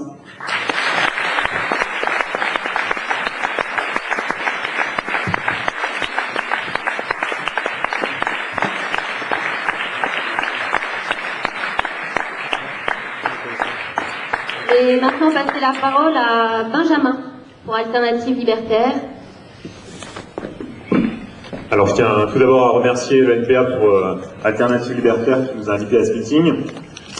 En préparant ce meeting unitaire contre l'escalade militaire, la surenchère sécuritaire et le déferlement raciste, on ne peut que prendre acte du fait que nous sommes plus que jamais à contre-courant. Face à nous, il y a la grande union nationale en faveur de la prolongation de l'état d'urgence, regroupant tous les sénateurs et presque tous les députés, du FN jusqu'au front de gauche. Face à nous, il y a le flot des chaînes d'information en continu qui rendent compte de l'émotion légitime de la population frappée par les terroristes, mais qui zappent complètement la réflexion sur les conséquences politiques des attentats. Face à nous, enfin, il y a les réactionnaires de tout poil qui se frottent déjà les mains en entretenant des amalgames honteux entre les migrants-migrantes, musulmans et musulmanes et terroristes. Voilà pour le côté déprimant. Mais on ne peut bien sûr pas s'en tenir là. Notre tâche, c'est de répondre aux préoccupations de nos collègues, de nos amis, de notre famille, de toutes celles et tous ceux qui ont parfois une idée très floue de ce que ça veut dire impérialisme et qui ont une vision très partielle de ce qu'implique l'état d'urgence. L'enjeu, maintenant, c'est d'ouvrir une brèche dans le consensus national qui nous est tombé dessus comme une chape de plomb. Nous n'avons pas de solution miracle, mais nous pensons qu'il faut aller dans deux directions. Il faut tout d'abord aller sur le terrain de la bataille des idées, en creusant les questions que n'importe qui peut se poser et en tâchant d'apporter des réponses simples, mais pas simplistes. Première question brûlante. Est-ce qu'il faut intervenir militairement? Pour y répondre, ce n'est pas nécessaire de convoquer le bréviaire anti-impérialiste, il suffit de rappeler quelques évidences. Une coalition internationale est intervenue en Afghanistan en 2001. Est-ce que la situation est réglée? Les États-Unis et leurs alliés les plus proches sont intervenus en Irak à partir de 2003. Est-ce que la situation est réglée aujourd'hui? Une nouvelle coalition internationale veut à présent noyer la Syrie sous les bombes. Est-ce que cela va régler le problème? Il y a des raisons d'en douter. D'autant que la France, et ça a déjà été dit, est bien hypocrite quand elle prétend mener une guerre au terrorisme, mais qu'elle continue de faire des courbettes au Qatar ou à l'Arabie Saoudite, qui financent en sous-main le djihadisme pour maintenir leur influence dans la région. Alors la question se pose maintenant, qu'est-ce qu'il faut faire pour vaincre Daesh sur le terrain? Ce qu'il faut répéter, c'est que pilonner la Syrie peut peut-être mettre un frein temporaire à la progression de l'État islamique, mais que ça n'apporte aucune solution à long terme, aucune. En Syrie comme en Irak, ce que nous devons dire, c'est que la meilleure riposte, c'est de soutenir les forces progressistes qui luttent en première ligne face à Daesh. Parmi ces forces progressistes, on trouve les milices du Kurdistan syrien, les unités de protection, les YPG, qui non seulement ont infligé des défaites militaires à l'État islamique, à Kobané, à Talabia, à Sinjar, mais qui, en plus, et ça a été dit, défendent une alternative politique avec un projet de société démocratique, féministe, écologiste, autogestionnaire. Deuxième question. Comment faire en France pour enrayer le développement du djihadisme? La solution défendue par le gouvernement, c'est la prolongation et le renforcement de l'état d'urgence, avec des assignations à résidence facilitées et parallèlement des mesures directement puisées dans le programme de l'extrême droite. Autoriser les policiers à garder leurs armes en dehors de l'entente de service. Mettre en place une présomption de légitime défense pour la police, c'est-à-dire reconnaître, sans se poser de questions, que la police frappe toujours pour se défendre. Instaurer une déchéance de nationalité pour les binationaux impliqués dans des affaires de terrorisme, faisant ainsi croire qu'il y a comme un lien direct et naturel entre l'immigration et le terrorisme. Face à tout cela, il faut rappeler que les mesures sécuritaires sont très efficaces pour réduire les libertés publiques, mais qu'elles sont beaucoup moins efficaces pour résoudre le problème du terrorisme. On connaît d'avance les boucs émissaires de ce climat sécuritaire. Toutes celles et tous ceux qui ont le malheur de ne pas avoir la bonne couleur de peau, qui ont le malheur de ne pas avoir de papier, ou qui ont le malheur de ne pas habiter dans les bons quartiers. La solution, ce n'est pas donc simplement le repli sur soi et l'état d'exception permanent. La solution, c'est plus de solidarité. La solution, c'est plus de justice sociale. L'enjeu, c'est de soigner les causes du malaise social, pas simplement de se focaliser sur les symptômes apparents. Ce qui nous amène à la deuxième question. Deuxième direction dans laquelle nous devons aller. En même temps que la bataille des idées, que nous devons mener auprès de nos amis, de nos collègues, sur nos lieux de travail, dans la rue, dans les quartiers, il faut pousser vers plus de solidarité et plus d'organisation à la base. Les attentats ont suscité beaucoup d'émotions, mais aussi beaucoup de colère et beaucoup de révolte. Pour que cette révolte ne soit pas instrumentalisée par des discours va-t-en-guerre, militaristes, nous devons proposer des perspectives d'action collective et de lutte pour changer la société. Nous devons nous coordonner pour proposer d'autres expériences collectives, pour renforcer les solidarités de quartier, le tissu associatif local, les structures syndicales locales. Du côté des organisations de masse dans lesquelles nous nous retrouvons, il faut par ailleurs pousser d'eux-mêmes pour maintenir les grèves, maintenir les rassemblements, bref, maintenir le calendrier du mouvement social en toute autonomie du mouvement politique. Il ne faut pas subir l'état d'urgence. Il faut maintenir le calendrier revendicatif. À ce titre, nous pensons qu'il faut exprimer toute notre solidarité avec les 58 manifestants et manifestantes dont la police a transmis l'identité au parquet suite au rassemblement de solidarité avec les migrants.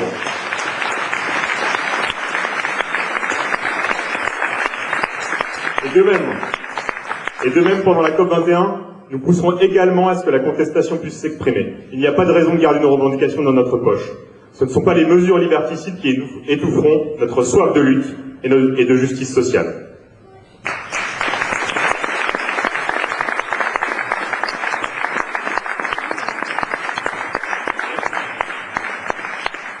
Je donne la parole maintenant à Hervé pour la voix prolétarienne.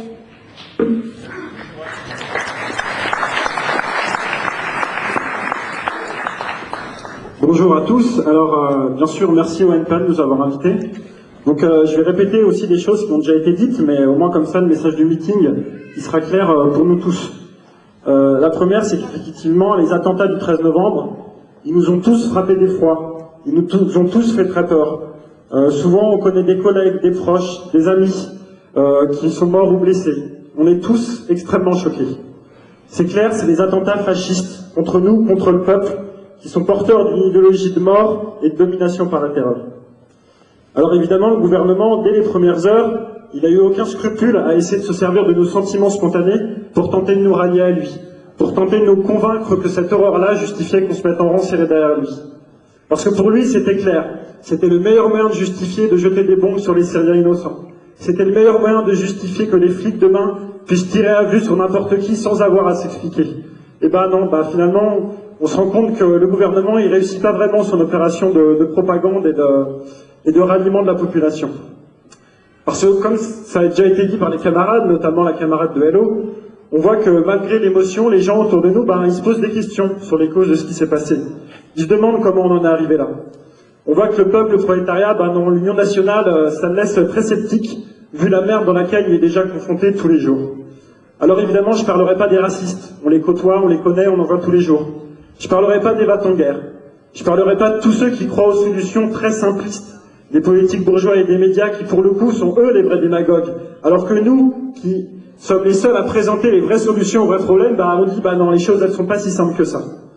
Je parlerai pas des collègues qui espèrent que Poutine rasera la Syrie ou qui pensent que c'est encore la faute de leurs voisins rebeux si tout va mal en France. Non, c'est pas de cela qu'il faut parler aujourd'hui.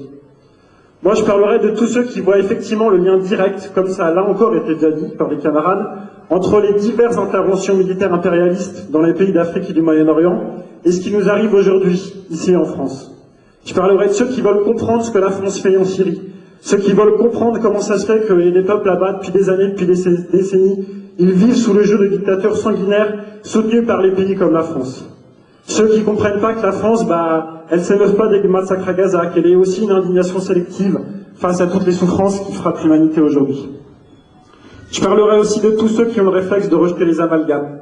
Tous ceux qui ont compris que tout ça, c'était pas la faute des migrants, c'était pas la faute des musulmans. Tous ceux qui ont montré des éléments de solidarité avec les réfugiés et ont continué à en montrer malgré les événements. C'est notamment tous ceux qui, dans les manifestations d'hommage, par exemple à Lille ou à Metz, n'ont pas hésité à chasser les fachos des rassemblements de manière très spontanée. Ces gens-là, tous ces gens-là, c'est notre camp, c'est le camp du peuple, c'est le camp des gens qu'on veut organiser et unir aujourd'hui dans la lutte pour défendre nos intérêts. Parce que oui, comme ça a été dit très justement, aujourd'hui c'est le meilleur moment de parler politique. Parce que les tueurs du 13 novembre, c'est pas le bras d'une violence gratuite. C'est pas quelque chose d'inexplicable. On entend parfois, ah oui, mais ces gens-là, ils en voulaient juste un autre mode de vie.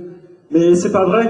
Ça, c'est une manière un peu trop facile d'absoudre les responsabilités politiques de l'État français, les responsabilités de l'impérialisme dans ce qui s'est passé. C'est pas quelque chose qui est tombé du ciel. C'est pas une sorte de coup de tonnerre dans un ciel serein, tout ça. D'autres disent que, notre vraie victoire, la seule chose qu'il fallait espérer, en fait, c'est que tout redevienne comme avant le plus vite possible. Mais non, il faut pas que nos vies, elles redeviennent comme avant. Il faut s'attaquer aux causes du problème. Il ne faut pas qu'on se satisfasse d'un retour à la tranquillité relative de la société impérialiste française, alors que tout autour de nous, le monde, il est en train de plonger dans le chaos. Il ne faut pas non plus, comme on entend parfois chez certaines personnes, espérer qu'il suffirait de mettre juste les bons dictateurs en place pour maintenir les populations tranquilles, et pour qu'en Syrie, en Égypte, en Libye, on n'ait plus tous ces problèmes. Parce qu'un jour ou l'autre, tout ce qui se passe ailleurs, ça a des répercussions chez nous, et c'est ce qui s'est passé effectivement le 13 novembre. Alors on nous dit partout que c'est la guerre. Mais la guerre de qui? Contre qui? On voit que derrière la guerre que le gouvernement il prétend mener contre Daesh, il y a effectivement la guerre que la bourgeoisie, que les patrons, que l'État, ils n'arrêtent pas pour autant de nous mener au quotidien, contre les prolétaires, et aussi contre tous les peuples des pays dominés. Alors, l'espoir de tout un chacun ici, c'est de vivre en paix, c'est de vivre ensemble, heureux, sans nous soucier du lendemain. Mais le gouvernement et les patrons, eux, ils veulent pas nous laisser tranquilles. C'est ce qu'a dit le camarade d'Air France. C'est ce qu'a dit la camarade à propos de leurs petites affaires qui sont en train de régler la COP21, en fait, comme si de rien n'était. Comme par hasard, ça, y a pas de problème, ça peut continuer. Les manifestations de protestation, ça, tout de suite, ça devient trop dangereux pour nous. Autre exemple, le gouvernement, immédiatement, il a salué le dévouement des travailleurs de la santé pendant les attentats. Mais ça fait des années qu'il supprime des postes. Ça fait des années qu'il dégrade les conditions de travail. Et ça, il a un peu tendance à l'oublier facilement. Pareil, si demain il y a plus de moyens pour les flics et pour l'armée, on peut être sûr que ce sera encore moins de moyens pour nous, encore moins de moyens pour satisfaire nos besoins sociaux. On voit que la violence terroriste ponctuelle, elle s'ajoute juste à la violence sociale qu'on subit déjà au quotidien. Daesh, c'est aussi le symptôme de la guerre qui est menée de manière permanente au peuple des pays opprimés, celle qui est menée depuis toujours par les impérialistes. C'est, comme ça a été dit, le soutien aux sales dictatures, le résultat des alliances, le fait que ce genre de mouvement, pendant des décennies, il a été soutenu par les gouvernements, notamment pour écraser les organisations de gauche dans les pays arabo-musulmans, et qu'aujourd'hui, ça se retourne contre eux. C'est aussi le résultat de leur soutien, ici, pendant longtemps, dans les quartiers, au mouvement intégriste, pour faire échec à l'auto-organisation des jeunes immigrés, pour faire échec à la solidarité ouvrière qui s'était manifestée. C'est aussi, bien sûr, le résultat du chômage, le résultat de la misère, qui mine nos liens de solidarité, qui nous prive d'espoir. Parce qu'il ne faut pas oublier que toute cette idéologie cynique, individualiste, guerrière, qui nourrit les mouvements ultra-réactionnaires, c'est la bourgeoisie, c'est l'État, c'est le capitalisme qui la mettent dans nos têtes, avant toute chose, et qui finissent ensuite par rejaillir de manière ultra-violente de cette manière-là. Alors effectivement, on vit une époque qui est sombre, qui est violente, c'est celle de la crise du capitalisme. C'est une crise dans tous les domaines, dans le domaine politique, dans le domaine économique, dans le domaine idéologique. Et effectivement, les perspectives immédiates, elles sont pas faciles. Mais on le voit, il y a des lueurs d'espoir parce que les gens y réfléchissent, les gens résistent, les gens ne se laissent pas faire autour de nous. Ça veut dire qu'il va falloir qu'on prenne les choses en main, qu'on traite les problèmes du monde à la racine. Parce qu'on voit bien que les solutions qu'on nous propose aujourd'hui, elles n'ont jamais fonctionné, elles fonctionnent pas, et elles fonctionneront toujours pas demain. Prendre le problème à la racine, ça veut dire affronter et remettre en cause le pouvoir de la bourgeoisie, le pouvoir du capitalisme, qui crée toute cette malheur, qui crée toute cette destruction. Alors, dans l'immédiat, ce qu'il faut construire, c'est l'unité populaire, l'unité de notre camp social. Et pour ça, aujourd'hui, dans l'immédiat, il faut qu'on construise nos organisations, et il faut qu'on les construise sur des axes politiques qui sont clairs, sur plusieurs fronts à la fois. D'abord, évidemment, contre toutes les interventions militaires impérialistes en Syrie, au Moyen-Orient, en Afrique. Parce que là, ça ne fait que jeter de l'huile sur le feu, et ça touche d'abord les populations innocentes. Nous voulons l'arrêt immédiat des bombardements et le retrait de toutes les troupes françaises du Moyen-Orient et d'Afrique sans aucune condition. Ensuite, il faut soutenir effectivement toutes les forces démocratiques et révolutionnaires kurdes et turcs qui se battent en première ligne contre Daesh à Rojava et qui sont l'espoir politique des peuples de la région. Il faut exiger leur retrait de la liste des organisations politiques de l'Union européenne. Il faut exiger leur répression ici en France et dans d'autres pays d'Europe. Il faut aider les premières cibles de la politique réactionnaire aujourd'hui, les migrants, les musulmans, toutes les personnes qui sont d'origine immigrée ou identifiées comme telles par les racistes. C'est pour cela qu'il faut soutenir sans condition leurs revendications, liberté de circulation, régularisation de tous les migrants et abolition de toutes les lois racistes. Enfin, dernière chose, pour que ce soit possible, il faut défendre nos droits démocratiques. Effectivement, dimanche dernier, malgré l'interdiction officielle, les gens sont quand même réunis, les gens ont quand même manifesté, et ça, c'est déjà une victoire. Alors aujourd'hui, il y a une répression qui tombe sur les gens qui sont les premières visées, les personnes qui ont été reconnues par la police. Effectivement, notre solidarité va à ces personnes avant tout le monde. Nous exigeons la levée de l'état d'urgence, la levée de l'interdiction de manifester, et nous refusons toutes les nouvelles lois répressives en préparation. Pour conclure, nous, la guerre, on la veut pas, nous, on veut la paix, mais nos ennemis, le gouvernement, les patrons, les impérialistes, cette guerre, ils nous l'imposent à nous et aux autres. Alors on doit la mener contre eux, on doit se débarrasser définitivement de ces ennemis, parce que c'est eux ou c'est nous, et face à leur unité nationale, il faut mettre en avant notre unité populaire. Merci à vous tous et toutes de m'avoir écouté.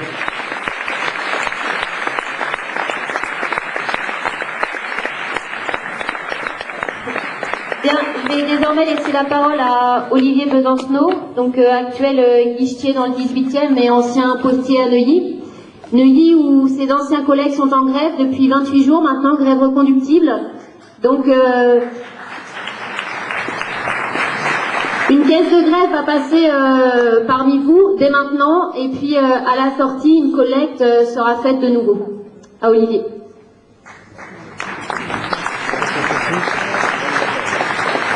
Chers camarades, si vous pouvez donner un maximum de pognon ce soir, pas simplement parce que c'est mes anciens collègues, mais parce qu'il y a une direction qui ne négocie pas et que c'est pas évident pour eux. Ils ont fait l'effort de se déplacer alors qu'ils se lèvent chaque matin à 5 ou 6 heures pour continuer le combat. Ce sera pas mal. Alors, du fin fond des geôles fascistes où il était retenu en Italie à la fin des années 20, il y a un communiste révolutionnaire qui s'appelait Antonio Gramsci qui avait trouvé une belle formule dans ses cahiers de prison pour parler de l'envergure d'une crise majeure.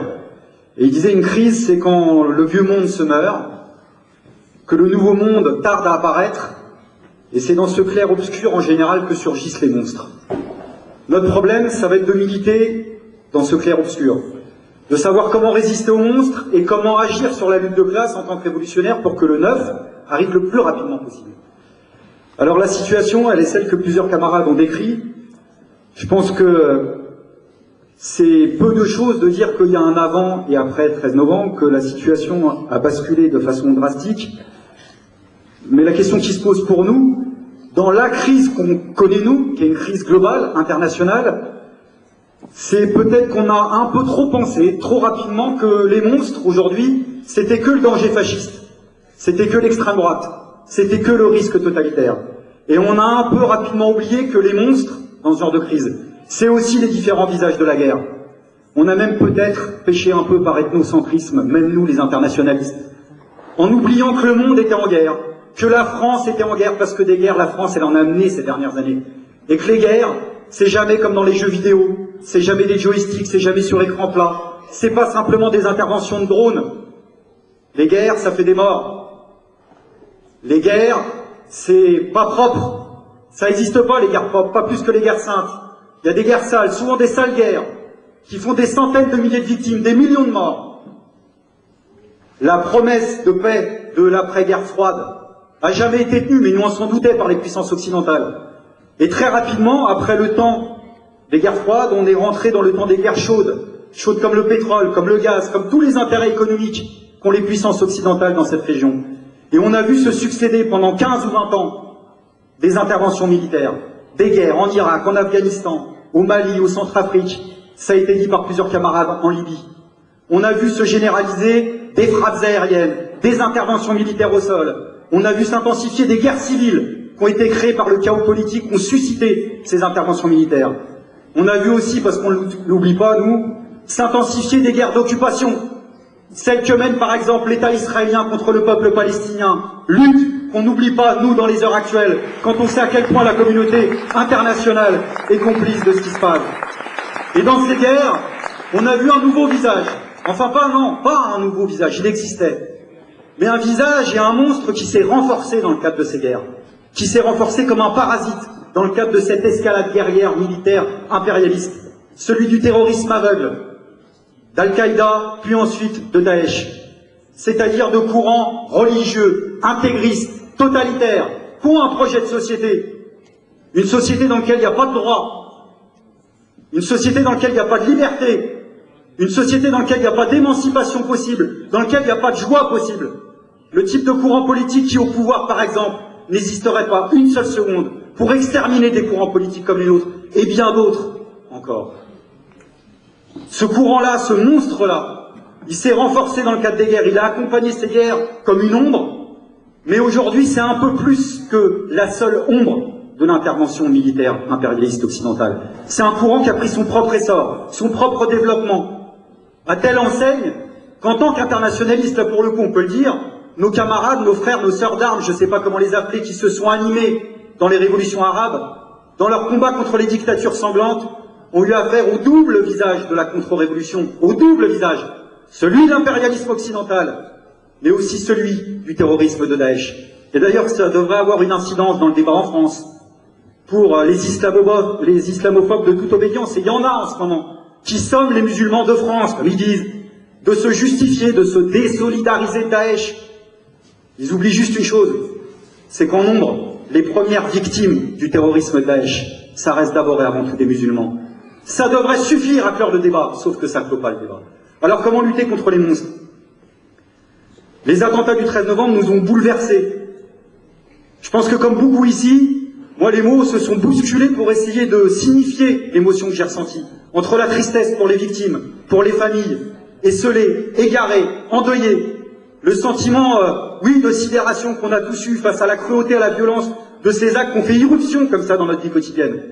Et puis un sentiment de colère, mais un vrai sentiment de colère.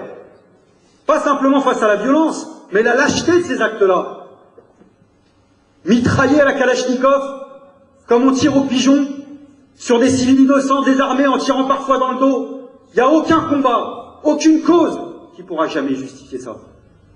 Alors au-delà de l'émotion humaine que ça a suscité, d'autres camarades l'ont expliqué, ces attentats ont une conséquence politique, c'est de faire basculer irrémédiablement, instantanément, la situation française dans un nouveau contexte social et politique. Nouveau contexte social et politique qu'instrumentalise déjà une bonne partie de la classe politique, chacun dans son registre. L'extrême droite d'un côté, le gouvernement dans un autre. Et ça a une conséquence immédiate dans le contexte, dans l'ambiance. C'est que on a eu, je dirais, une société qui a chaviré en quelques jours dans une ambiance de plomb, où le temps s'est quand même un petit peu figé, où pour des millions de personnes dorénavant, la peur sera un invité quotidien qui pourra surgir à n'importe quel instant. Et dans ce climat particulièrement anxiogène, on a un pays qui a basculé en quelques heures dans un climat ultra sécuritaire, où l'État se fait dorénavant un malin plaisir pour chercher à nous faire vivre selon les codes de la guerre, et nous explique que les futures générations devront grandir selon les codes de la guerre. C'est pas une petite affaire. dans le rapport qu'on a au monde, dans le rapport qu'on a à la société quand on veut encore la changer, ce qui est notre cas aujourd'hui. Et la conséquence politique, alors celle-là, plutôt imprévisible, nous, il parlait de remaniement gouvernemental, alors il n'y aura pas de remaniement gouvernemental, il y a simplement une dissolution gouvernementale. C'est-à-dire qu'on n'a plus de gouvernement, on a maintenant un état-major militaire. Il n'y a plus de ministres, ça n'existe plus, on a des gradés, des capitaines, des généraux, on n'a que ça. On a un responsable en chef de la sûreté nationale, et c'est un paradoxe, et pourtant c'est le même, de l'anxiété nationale. J'ai nommé M. Valls, qui intervient à peu près tous les jours à la télévision pour nous délivrer 2 messages majeurs. Le premier, c'est que j'espère que vous l'avez compris maintenant, ça va durer longtemps. Et deuxièmement, ce sera extrêmement périlleux. Vous avez vu peut-être qu'aux 20h, il a cru bon d'insister sur le risque d'attaque terroriste bactériologique et chimique en nous rappelant, nous rafraîchissant la mémoire, l'utilisation du gaz sarin au Japon il y a quelques années. Plus anxiogène, c'est difficile à faire dans le climat actuel. Le lendemain au boulot, c'est tellement anxiogène qu'il y en a qui se mélangent un petit peu les pieds dans le pinceau, et du coup qui viennent me voir en disant Olivier, il y en a un peu bourru, les voir au taf, il m'a dit mais c'est quoi cette histoire, c'est véridique, hein, c'est quoi cette histoire de gaz sarrasin dans le métro à Paris? J'ai dit non, sarrasin, je ne crois pas, mais si, c'est Valls qui l'a expliqué. Bon, évidemment, l'ambiance s'explique peut-être ceci. Et puis on a le responsable en chef des armées, M. Hollande. Alors M. Hollande, qui pour certains on pensait qu'il serait candidat ou postulerait en France pour 2017, on s'était trompé, d'ores et déjà il postule à la primaire américaine républicaine, puisqu'il reprend ni plus ni moins que les intonations de George Bush après les attentats du 11 septembre. C'est quand même un conte que ça soit Hollande qui le fasse. Rappelez-vous des discours de Bush sur la guerre ininterrompue dans le temps, dans l'espace. C'est les mêmes intonations qu'on entend actuellement. Un Hollande qui veut déradicaliser tout le monde, il veut mettre des cellules partout, sauf pour la classe politique. Surtout quand elle se radicalise à droite. Parce que son discours au Congrès, c'est quoi? Si c'était une pâle copie de reprise politique de la droite, de l'ultra-droite, et je n'exagère pas, de l'extrême droite. Il y a ce qu'il a dit sur l'état d'exception, soit, mais il y a des mesures qui sont passées un peu inaperçues et qui sont lourdes de sens. Lourdes de sens. La déchéance de la nationalité pour ceux qui ont commis des attentats et qui sont nés en France. C'est pas une petite affaire. Cette proposition, elle a été proposée par l'extrême droite, reprise par Sarkozy dans un projet de loi sur l'immigration en 2010, à l'époque pour ceux qui s'attaquaient aux forces de l'ordre. À l'époque, tout le monde était vent debout contre cette proposition, PS inclus. Ça remonte à 2010-2011. Et chacun me rappelait des bonnes raisons d'ailleurs de s'opposer à ça. Ce que je dis là est partagé visiblement par à peine 10% de la population aujourd'hui, mais il faut le dire quand même. Cette histoire de revendication, elle vient de l'extrême droite des années 30.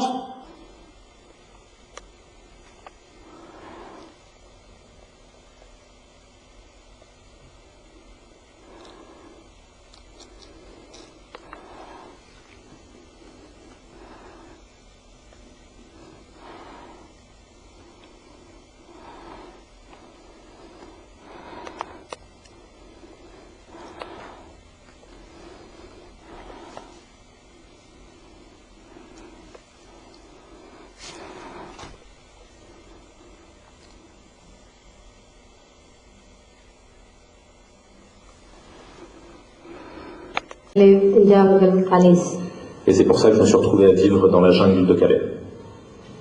We live in the jungle in the bad situation. Dans cette jungle, on vit dans une mauvaise situation. Nobody care about us. Personne ne s'occupe de nous, ne se préoccupe de nous. There is many nationality living in the jungle, Calais. Il y a de très nombreuses nationalités différentes de gens qui vivent dans cette jungle. We are coming, all immigrants coming to save their life. Et donc tous on est venus pour sauver nos vies. If we live in our country, we die quickly. That's why we are coming here. Et en quittant nos pays, il y en a beaucoup qui sont morts rapidement. Et donc c'est pour ça qu'on s'est retrouvés là-bas, qu'on s'est retrouvés ici. But in France, we die slowly because nobody cares us. Et donc dans nos pays, on pouvait mourir rapidement. Ici en France, on meurt doucement parce que personne ne se préoccupe de nous. Why we die slowly? Because nobody cares us, nobody give us anything. Et pourquoi on meurt doucement? Parce que personne ne s'occupe de nous ou de notre survie, personne ne nous donne rien. There is a lot of associations to take care about us. Il y a des associations qui s'occupent de nous. It's not enough. Mais ça ne suffit pas. That's why we try to cross that bad and dangerous border. Donc c'est pour ça qu'on se retrouve à essayer de passer les frontières. We tried to get asylum in France. Malgré le danger, on a essayé de nous amener nous-mêmes en France. Many immigrants, they get rejected. That's why we are afraid to live in France. Beaucoup de migrants se font rejeter, expulser pour des papiers, pour une maison, pour des droits, et c'est dans le cadre de ce combat-là qu'on s'est retrouvé à vivre dans la jungle de Calais. Everybody, if you see the jungle, nobody here can live there. Nobody, but we live because we are coming to save our life, and we ask, but nobody answer for us. Now we need support, we need help. Because a lot of people, they try to support us. Il suffit de voir la jungle de Calais pour voir que c'est un lieu invivable, et pourtant on vit là-bas, et parce qu'on n'a pas le choix. Et donc on se bat pour des droits, et on a besoin de soutien. How long we stay without any care and responsibility? How long? That's our question. Donc la question qu'on pose, c'est pendant combien de temps est-ce qu'on va nous laisser vivre dans ces conditions-là sans solution? Maybe nobody know. I don't know. Maybe they didn't tell in the news. There is a lot of women and refugees die in the train station. We try to collect all the picture because we die in the train station because of the police gas. My friend, she died one night because of the police gas. So we are afraid really. Sometimes we think we are not in Europe. We are in Libya or we are here. Sometimes really that's our passion. That's my passion also. We are afraid to live in this place. Donc on a tellement peur de vivre dans cet endroit que parfois on a l'impression de ne pas être en France, mais d'être en Libye. En tout cas, c'est le type de question qui nous vient à l'esprit. Et parce moi j'ai vu une amie à moi qui est morte suite à un gazage policier. Il y a d'autres femmes qui ont vécu la même chose. Donc on se pose la question. I hope. So when we ask, where is our home? Where is our educated? Where is our paper? Nobody cares. Quand on pose la question d'un logement, de l'éducation, des papiers, personne nous répond et personne s'en préoccupe. All immigrant question. After we arrive France, who say welcome for us? Nobody. Et donc ce qu'on se dit après un séjour ici, c'est qu'il faut compter sur nous-mêmes, parce que personne nous aidera à avoir ce qu'on mérite. That's why we cross that bad danger. So now the situation more bad. The winter coming. A lot of women, pregnant women and children living, more than 700 women living in the jungle. Donc il y a une situation qui se dégrade encore à Calais avec l'arrivée du froid, de la période hivernale, avec beaucoup de femmes, y compris des femmes enceintes, des jeunes enfants, qui sont exposés de manière très dangereuse. Now the situation more bad after the attack because we didn't ask our rights. We didn't go anywhere. We didn't get the transportation. If we go the train station to move, nobody give us chance to move. I don't know why. Et la situation est encore pire après les attaques, puisque maintenant on peut même pas essayer de s'éloigner, de prendre le train, c'est de plus en plus compliqué. More people, they think wrong. We are immigrants, but they think we are a terrorist, but we are not. That's why we can't live in this place. Et beaucoup de gens pensent qu'on n'est pas simplement des migrants, mais qu'on est des terroristes, alors que c'est pour beaucoup justement pour fuir les terroristes qu'on est parti. We are immigrants. We ask the paper, we ask the home, and we ask everything. So we didn't get. That's why our life is danger in the jungle. On est des migrants qui se battent. Sous couvert de nous protéger, veille partout à éteindre les colères qui commençaient à s'exprimer depuis la chemise arrachée des DRH à Air France. Et si nous sommes ici ce soir, c'est pour exprimer une fois encore et publiquement que non seulement nous refusons l'état d'urgence sous prétexte de sécurité publique, mais nous serons de celles et ceux qui pensent que chaque grève, chaque manifestation prévue doit être maintenue. Le 29 à Paris, le 2 décembre à Bobigny ou encore le 12 décembre en clôture de la COP21. Alors évidemment, il est bien temps maintenant de commencer. Et avant cela, on tenait à vous dire qu'on est content, bien content d'être là ce soir, d'avoir ouvert le meeting, en plus des invités initialement prévus, à d'autres organisations politiques, de faire la démonstration qu'il est possible de s'exprimer en commun, comme nous l'avons fait avec la déclaration commune. Alors on va commencer ce meeting avec Baby, une migrante qui vient d'Éthiopie et qui vient de passer 6 mois à Calais.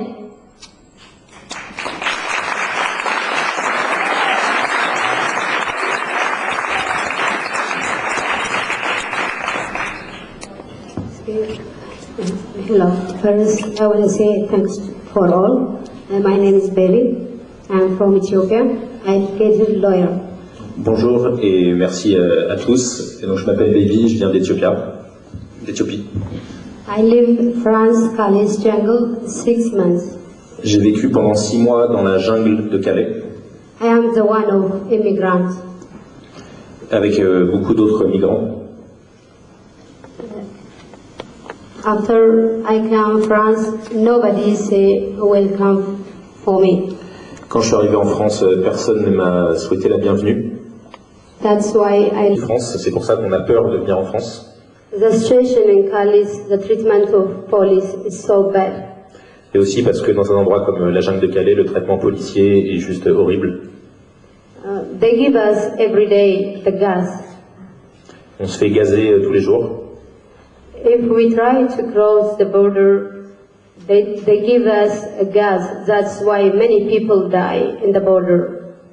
À chaque fois qu'on essaie de passer la frontière, on se fait gazer. Et c'est pour ça aussi qu'il y a beaucoup de gens qui sont morts en essayant de passer la frontière. Visit in our towns. Also, they give us the gas. I don't know what they call it, the gas of the name, but that's so hot. Et ce gaz, je ne connais pas son nom précis, mais c'est quelque chose de très chaud et très très désagréable. We don't have any right. We try to ask our right. We ask where are the human rights in France. On n'a aucun droit. On essaie de connaître nos droits, mais voilà, personne ne peut nous renseigne dessus. We make many demonstrations to ask about our rights, but the police stop us. On a organisé beaucoup de manifestations pour essayer d'affirmer nos droits, mais la police nous a stoppés à chaque fois. I say I'm a lawyer. I see the woman's situation is bad. That's why I lost my country. I'm coming Calais. I see the same shit. Alors je suis avocate et je suis partie notamment parce que la situation des femmes est très mauvaise dans mon pays et je vois en arrivant à Calais que la situation des femmes est pas vraiment meilleure. We ask many times about the immigrant right, but nobody give us answer. On a beaucoup de fois soulevé la question des droits des migrants et personne n'est capable de nous répondre. Personne ne veut nous répondre.